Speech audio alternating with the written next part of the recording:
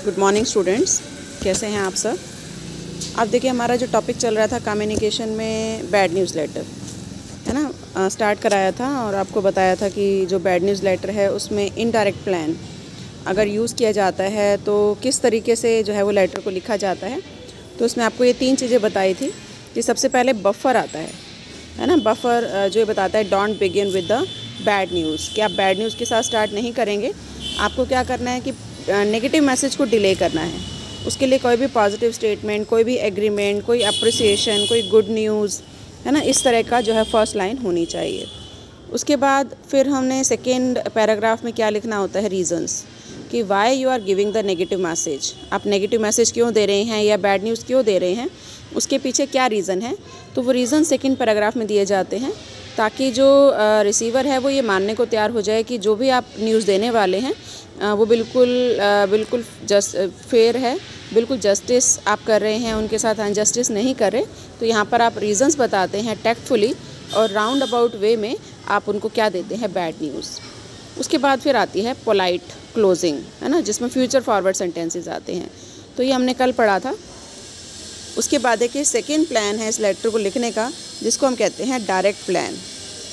अब देखिए direct plan क्या है बैड न्यूज़ लेटर लिखने का, वो प्लान जिसमें जो है वो मेन न्यूज़ से ही, बैड न्यूज़ से ही स्टार्ट किया जाता है ना। यहाँ पर हम ये मानकर चलते हैं कि जो रीडर है, जो रिसीवर है, वो मैसेज को मानने के लिए तैयार है। वो न्यूज़ उसको पहले ही मिल चुकी है, आप सिर्फ फॉर्मेलिटी के तौर पर उसको लेटर बाद में दे रहे हैं, है ना, या वो मेंटली प्रिपेयर हो चुका है। तो अगर इस तरह का कोई मैटर है तो फिर हम कौन सा प्लान यूज़ करेंगे, डायरेक्ट प्लान। और इस प्लान में क्या होता है कि direct plan in bad news letter is that plan which start with the bad news, कि पहले बैड न्यूज़ आती है, उसके बाद सपोर्टिव डिटेल आती है, मतलब रीज़न्स फिर आप उसके बाद देते हैं। आप देखिए इसके 2 एडवांटेज हैं। एक तो मैसेज शॉर्टर हो जाता है कि जब आपने शुरू में ही बैड न्यूज़ दे दी, है ना, तो उसके बाद फिर ज़्यादा देने की ज़रूरत नहीं पड़ती। फिर जो ऑडियंस है उसको मेन आइडिया जो कि बैड न्यूज़ है उस तक पहुंचने में टाइम नहीं लगता, तो बहुत कम टाइम में वो उस न्यूज़ को देख लेता है, समझ लेता है। अब देखिए जो डायरेक्ट अप्रोच है वो इफ़ेक्टिव हो सकती है कब, if the matter is routine, कि अगर जो मैटर है वो रूटीन नेचर का है ना, कि रेगुलर वो इस तरह की इंफॉर्मेशन देनी पड़ती है। और अगर जो रीडर है वो इस चीज़ को माइंड नहीं करेगा, does not mind reading the bad news, कि उसको जो बैड न्यूज़ मिलने वाली है वो बैड न्यूज़ से उसके ऊपर कोई इफ़ेक्ट नहीं पड़ना। और अगर कोई मैसेज बहुत अर्जेंट है ना, और रीडर तक इमीडिएटली पहुंचाना बहुत ज़रूरी है, तो फिर डायरेक्ट अप्रोच यूज़ की जाती है। अब देखिए इसमें 3 पैराग्राफ बनते हैं। एक तो बैड न्यूज़ जो डिसीज़न है ना, विद और विदाउट ए बफर। वैसे विदाउट ए बफर ही होता है, और अगर बफर होता है तो 1 लाइन या 2 लाइन होती है। फिर उसके रीज़न्स, एक्सप्लेनेशन, और उसके बाद पोलाइट क्लोजिंग। तो ये हमारे 3 पैराग्राफ बनते हैं डायरेक्ट अप्रोच में, है ना। और इनडायरेक्ट अप्रोच में भी 3 थे, लेकिन उसमें पहले बफर था, उसके बाद एक्सप्लेनेशन, उसके बाद बैड न्यूज़, और उसके बाद क्या था, अप्रोप्रिएट क्लोजिंग। ठीक है। उसके बाद देखिए नेक्स्ट हमारा आता है types of bad news letter, कि बहुत सारे बैड न्यूज़ लेटर है जो कि लिखे जाते हैं। अब देखिए सबसे पहला आता है रिफ्यूज़ रिक्वेस्ट, है ना, कि अगर कोई रिक्वेस्ट आपने की और सामने वाला उसको मना कर रहा है ना, तो वो आपका जो गुडविल है, आपकी जो रेपुटेशन है, उसको भी बना के रखना चाहता है, और साथ उसको बैड न्यूज़ भी देनी है। तो अगर कोई आपसे कुछ पूछता है, आपसे कोई रिक्वेस्ट करता है किसी काम के लिए, और आप उसको येस नहीं कर पा रहे, आप उसको रिफ्यूज़ जो है वो कर रहे हैं, तो फिर ये क्या हो जाएगा, एक बैड न्यूज़ लेटर, उसके लिए बैड न्यूज़ लेटर है। आप देखिए जब इस तरह का लेटर लिखा जाएगा तो ऑब्वियसली ये भी इनडायरेक्ट अप्रोच यूज़ करेंगे। मोस्टली बैड न्यूज़ लेटर में कौन सी अप्रोच यूज़ होती है, इनडायरेक्ट, है ना। लेकिन हम देखो कौन कौन सी बातों को ध्यान में रखेंगे, कि सजेस्ट एन अल्टरनेटिव, कि जब भी आप कोई बैड न्यूज़ देंगे तो उसके साथ कोई अल्टरनेटिव आप उसको बता सकते हैं लास्ट पैराग्राफ में, है ना, या एक्सेप्टेबल कोई सब्सिट्यूट हो फॉर व्हाट वाज रिक्वेस्टेड, कि कुछ रिक्वेस्ट किया था, आपके पास उसका सब्सिट्यूट अवेलेबल है तो वो आप उसको बता दीजिए। या कोई सजेशन आप देना चाहते हैं फ्यूचर बिजनेस के लिए, वो आप कर सकते हैं, है ना। या फ्यूचर फॉरवर्ड सेंटेंस, कि wish them well in their plan, उनके प्लान में कि वो अच्छा करें फ्यूचर में, है ना, फ्यूचर फॉरवर्ड सेंटेंस। तो इस तरह के कुछ सेंटेंस जो है वो आप उसको बता सकते हैं। या discuss something of the subject, कि उसके बारे में आप कोई जो है वो डिस्कशन कर सकते हैं। तो इस तरह की बातों को हम डिस्कस कर सकते हैं। आप देखिए कि ये लेटर दिया हुआ है बैड न्यूज़ लेटर, इसी से रिगार्डिंग ये एग्जाम्पल है। एग्ज़ाम में कई बार आ जाता है कि आपसे पूछ लिया जाता है कि इस तरह का रिफ्यूज्ड रिक्वेस्ट लेटर का एक स्पेसिमेन दीजिए और अप्रोच बताइए कौन सी यूज़ होगी, डायरेक्ट या इनडायरेक्ट, पूरा 16 मार्क्स का। तो आपको ये लेटर लिख के दिखाना होता है। अब देखिए इसमें क्या है, request of refusal for modern publisher, कि आपने किसी बुक के लिए रिक्वेस्ट की थी तो आपको रिफ्यूज़ किया जा रहा है किसी वजह से कि आपकी जो बुक है वो पब्लिश नहीं की जाएगी, है ना। पब्लिशर ये लिख रहे हैं। तो देखिए सबसे ऊपर जैसे लेटर हेड आता है तो यहाँ पर भी नेम ऑफ़ द सेंडर जो कि पब्लिशर है वो लिखा जाएगा, मॉडर्न पब्लिशर, उसका एड्रेस, उसका फ़ोन नंबर, ये आ गया। उसके बाद एड्रेस ऑफ़ द रिसीवर, ये mister MR Agarwal, college of business studies, ये इसका एड्रेस आ गया। उसके बाद सैल्यूटेशन आएगा, डियर डॉक्टर अग्रवाल, है ना। ये सैल्यूटेशन देने के बाद आप देखिए कि मुद्दा क्या है, केस क्या है, कि यहाँ पर हो सकता है इन पर्सन ने, MR अग्रवाल ने कोई बुक दी थी इनको पब्लिश करने के लिए, लेकिन वो बुक ये पब्लिश नहीं कर पा रहे हैं। तो ऑब्वियसली उसके लिए क्या है, ये बैड न्यूज़ है ना। तो उसके बारे में देखो लेटर कैसे लिखा जाएगा। सबसे पहले बफर तैयार करना है और बफर में नेगेटिव न्यूज़ नहीं देनी। तो देखो किस तरह से इन्होंने किया, your correspondence guide book described in your September 27 letter should be a reading practical aid to business executive, कि बिजनेस एग्जीक्यूटिव के लिए एक प्रैक्टिकल एड हो सकती है। तो ये फर्स्ट लाइन है बफर, जिसमें जो है वो उसके बारे में बताया है कि आपकी जो कॉरेस्पॉन्डिंग गाइड बुक है वो रीडिंग प्रैक्टिकल एड, प्रैक्टिकल सहायता हो सकती है। किसके लिए हो सकती है, बिजनेस एग्जीक्यूटिव के लिए, है ना। अब देखिए अब ये रीजंस आएंगे यहाँ पर। अब देखो रीजंस क्या है, the practical value of the book as I see depends largely on the quality of its illustration, है ना। कि जो प्रैक्टिकल बुक होती है वो किस पे डिपेंड करती है, उसकी क्वालिटी, इलस्ट्रेशन के ऊपर। But getting the quality of illustration you need will require careful checking by someone, कि उसके लिए किसी पर्सन की चेकिंग की भी ज़रूरत होती है, कि उसकी क्वालिटी को चेक करने के लिए कि कोई एक्सपीरियंस पर्सन उसको चेक करे।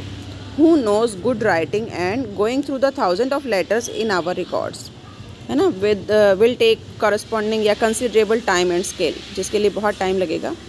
अब ये देखिए for this reason, कि ये रीज़न है, I am sure you will understand why the best we can do is to make our file open to you or your staff। तो ये बैड न्यूज़ है कि ये बता रहे हैं कि यही रीज़न है जिसकी वजह से जो है वो हमारा जो ऑफिस है वो आपके लिए हमेशा खुला रहेगा। इट मीन्स कि उनको पब्लिश करने की परमिशन नहीं दे रहे हैं। We would of course be happy to provide working space for you and we assure you for your best cooperation if you wish to use our files in this way. अब ये file क्या कह रहे हैं कि अगर उनको अपने आप को इम्प्रूव करना है, अपनी बुक को इम्प्रूव करना है, तो they can use their file, they can use their books, है ना। तो अब ये देखो राउंड अबाउट वे में कहीं पर भी ये नहीं लिखा कि वो उसकी बुक को पब्लिश नहीं करेंगे, बट राउंड अबाउट वे में वो उनको रिफ्यूज़ कर रहे हैं, है ना। तो बैड न्यूज़ है, बट कैसे है, गोल गोल घुमाकर। अब ये देखिए, अब ये फ्यूचर फॉरवर्ड सेंटेंस लास्ट में, please let us know also if we can help you further, we look forward to seeing your book. हम आपकी बुक की वेट कर रहे हैं। तो इट मीन्स वो उनकी बुक को पब्लिश नहीं कर रहे हैं। तो आई थिंक क्लियर हो गया होगा किस तरीके से हमने बैड न्यूज़ को देना है। ये ऊपर एक्सप्लेनेशन आ गई, है ना, सेकेंड पैराग्राफ में। फर्स्ट में ये बफर था, है ना, जिसमें कि एक ऐसा स्टेटमेंट दिया गया जो स्टेटमेंट सभी एग्री हैं, है ना, सब्जेक्ट से रिलेटेड। और फिर ये एक्सप्लेनेशन दे दी और लास्ट में पोलाइट क्लोजिंग और नीचे जो है वो उसका नाम आ गया, है ना। तो इन्होंने ये बता दिया कि I am sure you will understand why the best we can do is it to make our files open to you और योर स्टाफ, कि आपके स्टाफ के लिए हमारी बुक्स, हमारी फाइल्स हमेशा के लिए खुली हुई हैं। तो इस तरीके से रिफ्यूज़ करना है। सेकेंड आता है refusing adjustment of claim and complaints. अब देखिए ये क्या है कि जब कोई क्लेम किसी ने किया है और उसको आप रिफ्यूज़ कर रहे हैं तो वो क्या कहलाता है, बैड न्यूज़। अब क्लेम किससे रिलेटेड हो सकता है, सपोज़ आपने कोई प्रोडक्ट परचेज़ किया, ठीक है, और वो वारंटी पीरियड में है और वो ख़राब हो गया, तो ऑब्वियसली अगर वो वारंटी या गारंटी पीरियड में है तो आप क्लेम करेंगे, है ना। उसको आप शो करेंगे प्रोडक्ट को कि उनकी या तो मनी रिफ़ंड की जाए या प्रोडक्ट को रिपेयर किया जाए। लेकिन अगर वो ये पाते हैं कि कस्टमर की गलती है, कस्टमर ने उसको मिस यूज़ किया, मिस हैंडल किया, तो obviously they will not replace, वो रिप्लेस नहीं करेंगे। बट इसके लिए जो न्यूज़ दी जाएगी वो कैसी होगी, बैड न्यूज़, है ना। तो देखिए, letters that refuse claim are also bad news letter, वो बैड न्यूज़ लेटर होती हैं। एंड समटाइम्स या सम क्लेम्स जो है वो आर रिफ्यूज़, कुछ क्लेम्स जो है वो मना कर दिए जाते हैं। They may be based on wrong information, गलत इन्फॉर्मेशन पर बेस्ड होते हैं, इसी वजह से मना कर दिए जाते हैं। और दे मे बी डिसऑनेस्ट, है ना, डिसऑनेस्टी से भी उन्होंने काम किया हो सकता है। तो इसके लिए जो कंपनी है वो क्या कहेगी, नो। तो अब ये नो कहना ही बड़ा मुश्किल है कस्टमर्स को, कि वो कस्टमर को आप नो भी कह लें, वो उस चीज़ को एक्सेप्ट भी कर लें और फ्यूचर में आपसे प्रोडक्ट फिर से दोबारा भी परचेज़ कर लें। ऑब्वियसली आप अगर कस्टमर के कंप्लेंट को नहीं सुनेंगे और उनको उनकी जो क्लेम है उसको पूरा नहीं करेंगे, तो वो फ्यूचर में आपसे कुछ परचेज़ नहीं करेगा, है ना। तो यही मेन बैड न्यूज़ लेटर का मेन पर्पस है कि आपको बैड न्यूज़ भी देनी है और आपको अपने रिलेशंस भी अच्छे बना कर रखने हैं। आप देखिए क्या स्ट्रेटेजी अडॉप्ट की जाएगी कि सबसे पहला, begin with the words which relate to the subject, और we can say neutral statement, है ना, स्टार्ट विद बफर। फिर प्रेजेंट द स्ट्रेटजी, फिर आपको अपनी स्ट्रेटजी बतानी है जिससे आप अपने आप को जस्टिफाई कर सकें कि जो आपने किया वो बिल्कुल ठीक किया। उसके बाद देखो, रिफ्यूज़ क्लियरली, कि आप क्लियरली और पॉजिटिवली रिफ्यूज़ कर दो, क्लियरली और पॉजिटिवली, कि जो भी आपने किया वो बिल्कुल ठीक किया, और आप मना कर दो कि आप क्लेम को नहीं दे सकते। Then end with friendly works, है ना, एंड फॉरवर्ड लुकिंग स्टेटमेंट। फिर आप जो है वो आगे फ्यूचर फॉरवर्ड सेंटेंस के साथ, पोलाइट क्लोजिंग के साथ आप इसको क्लोज कर सकते हैं। उसके बाद देखिए नेक्स्ट आता है, when refusing to make an adjustment avoid the following points. इन पॉइंट्स को आपने अवॉइड करना है। जैसे आपको अब्यूज़िव लैंग्वेज यूज़ नहीं करनी है ना, कि चाहे उसने डिसऑनेस्टी से काम किया है लेकिन तब भी आपने थीफ, ब्लैकमेलर, बैंकरप्ट, इस तरह की अब्यूज़िव लैंग्वेज यूज़ नहीं करनी है ना। और सभी मैसेजेस में बिल्कुल एक्यूरेट इन्फॉर्मेशन आपने बतानी है, जो भी आपकी स्ट्रेटजी है वो आपने बताना है। And do not right your message in angry mood, कि आप जब गुस्से में हो तो आपको मैसेज नहीं लिखना है ना। और ऐसा काम करने से पहले आपका जो लीगल प्रैक्टिशनर है, जो आपका एडवोकेट है लीगल डिपार्टमेंट में, आप उससे बात करके ही आगे जो है वो स्टेप उठाइए, क्योंकि हो सकता है फिर ये कस्टमर कंज्यूमर फोरम में चला जाए, है ना। तो इसलिए सलाह करके ही आपने एक्शन लेना है। एंड कम्युनिकेट ऑनेस्टली, कि आपने ऑनेस्टली कम्युनिकेट करना है और आपको ये श्योर करना है अपने आप को कि जो भी आप कर रहे हैं वो बिल्कुल सही है ना, बिल्कुल ट्रू है, उसका एविडेंस आपके पास है। देखिए अब एक लेटर आपको दिया हुआ है, refusing refund for women dress. Case क्या है अब यहाँ पर, कि कोई ड्रेस परचेज़ की गई है, किसी फीमेल ने ड्रेस परचेज़ की है और उसके बाद उसमें कोई दाग लगे हुए हैं, तो उसने वो वापस की ड्रेस को, है ना। तो फिर वो जो सेलर है वो उसको रिफ्यूज़ कर रहा है कि वो रिप्लेस नहीं हो सकती या चेंज नहीं हो सकती। अब देखिए वही सबसे ऊपर क्या आएगा, लेटर हेड, और we can say address of the sender. उसके बाद लिखी जाएगी डेट, है ना, एड्रेस ऑफ द रिसीवर वो आएगा कि जिसको आप लिख रहे हैं, और इसके बाद सैल्यूटेशन, है ना, सैल्यूटेशन दे दिया जाएगा। अब देखिए क्योंकि बैड न्यूज़ है तो ऑब्वियसली स्टार्टिंग में क्या आएगा, बफर। स्टार्टिंग में आपको बैड न्यूज़ नहीं देनी है। अब देखिए, we understand your concern about the dress you return February 15, कि हम आपके कंसर्न को समझते हैं जो आपने ड्रेस रिटर्न की है। As always we are willing to do as much as we reasonably can to make things right, कि हम जितना कर सकते हैं उतना कस्टमर्स के लिए हम करने के लिए हमेशा इच्छुक रहते हैं, है ना। आप देखिए नेक्स्ट सेकेंड पैराग्राफ में रीजंस आएंगे। What we can do in each instance is determine the fact of the case, कि हम केस के फैक्ट तक जाते हैं कि हम क्या कर सकते हैं उसको देखने के लिए। विद रिटर्न क्लोथिंग, जो वापस आते हैं जनरली कपड़े, वी जनरली गिव रिफंड्स, हम रिफ़ंड दे देते हैं। All return clothing must be unquestionably new, जितनी भी आइटम्स रिटर्न आएँ वो नए होने चाहिए। As you know our customer expect only the best from us, कि हमारे कस्टमर हमारे से बेस्ट चाहते हैं। And we insist that they get it, और हम चाहते हैं कि ऐसा उनको गेट भी हो। Thus as perspiration stains on your dress, कि आपकी ड्रेस के ऊपर क्या है, दाग धब्बे हैं, वुड प्रिवेंट इट्स रीसेल, जिसकी वजह से ये दोबारा सेल नहीं होगी।